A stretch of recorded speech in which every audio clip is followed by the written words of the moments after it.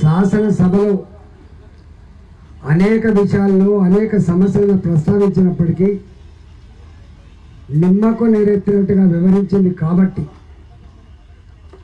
రేవంత్ రెడ్డి ఎవరి మాట వినడట, మాట విననివాడు సైకో అవుతాడు.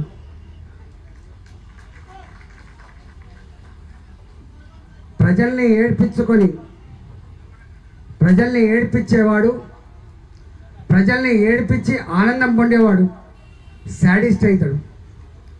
మరి ఆ సైకోగా శాడిస్ట్గా ఆ బాధ్యత నిర్వహిస్తున్నాడు కాబట్టి దీనికి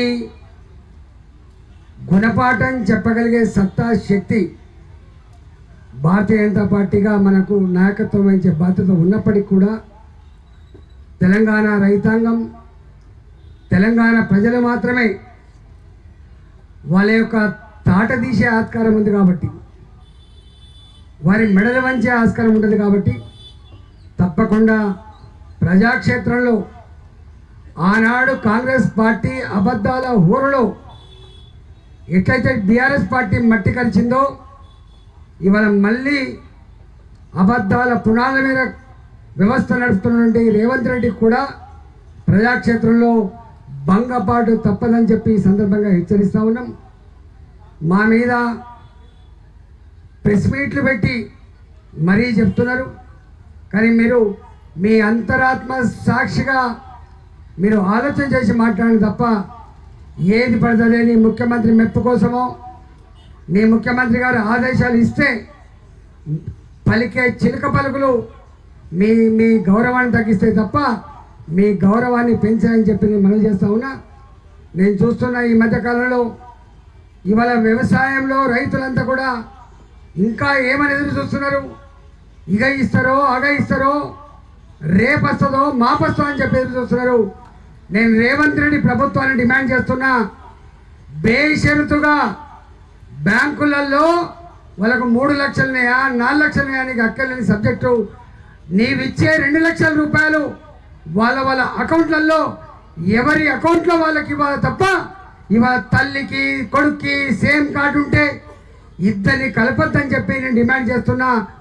దాని ప్రకారంగా కనుక ఇవ్వకపోతే రేపు నీ ప్రజాక్షేత్రంలో అదే రైతులు నేను ఎట్లయితే నమ్మిండ్రో గట్టనే బొంద పెడతానని చెప్పి బొంద పెట్టకముందే మీరు చదువుకోమని చెప్పి నేను మనం చేస్తూ ఉన్నాం.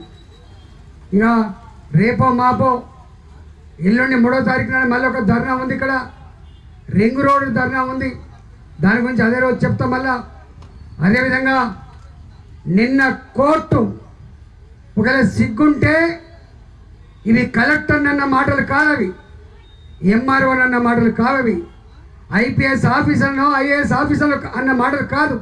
స్ట్రేట్గా ఈ హైడ్రా రేవంత్ రెడ్డి మదిలో పుట్టినటువంటి తనకి ఇష్టమైన పుత్రిక అని చెప్పి చెప్పుకుంటాడు. Brain child Revanth Reddy, brain child Hydraa. Revanth Reddy brain child Musi ప్రక్షాళన కాబట్టి ఇవాళ ఆ రెండిట్లో అధికారులే రోజు ఒక స్టేట్మెంట్ ఇస్తున్నారు, ఈ కూల్చివేత నాకు సంబంధం లేదు, ఈ మూసి ప్రక్షాళన నా నిర్ణయం కాదు.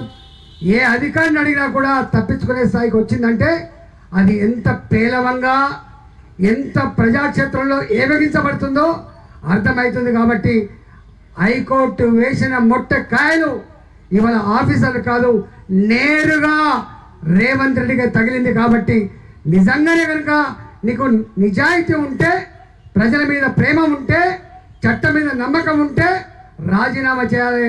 రాజీనామా చేయకుండా నువ్వు కొనసాగుతున్నావు అంటేనే నువ్వు చట్టం లెక్కలేదు, నీకు జడ్జిలు లెక్కలేదు, నీకు కోర్టులు లెక్కలేదు అని చెప్పి అర్థమవుతుంది. కాబట్టి ఇవాళ తెలంగాణ ప్రజలారా, అన్ని వర్గాల ప్రజలారా అర్థమైపోయింది. ఒడ్డెక్కేదాకా ఓడమల్లప్ప, ఒడ్డెక్కినాక బోడమల్లప్ప. ఆనాడు అమెరికాలో మాట్లాడినట్టుగా మోసగించే వాళ్ళనే తెలంగాణ ప్రజలు నమ్ముతారని చెప్పి మాట్లాడినావో ఇలా మా ప్రజలు మోసగించబడుతుండొచ్చు, కానీ పదే పదే మోసగించబడరు. మోసం చేసిన వాళ్ళ భర్తం పడతారని చెప్పి సందర్భం మనం చేస్తూ ఇవాళ మరొకసారి మా మహేష్ రెడ్డి గారి నాయకత్వంలో ఇవాళ